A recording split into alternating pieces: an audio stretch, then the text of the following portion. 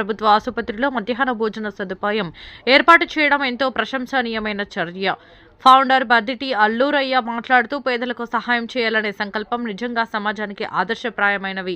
అన్నదానం పెద్ద పుణ్యకార్యమంటారు. దీనివల్ల కేవలం ఆకలి తీరడం మాత్రమే కాదు, అవసరమైన వారికి మానవత్వాన్ని చూపించడమే అవుతుంది. భవిష్యత్తులో ఫౌండేషన్ ద్వారా మరిన్ని మంచి కార్యక్రమాలు చేపట్టి ప్రజలకు మేలు చేయాలని మనస్ఫూర్తిగా కోరుకుంటున్నాను. ఈ కార్యక్రమంలో ఫిలిప్ మరియు కమిటీ సభ్యులు పాల్గొన్నారు.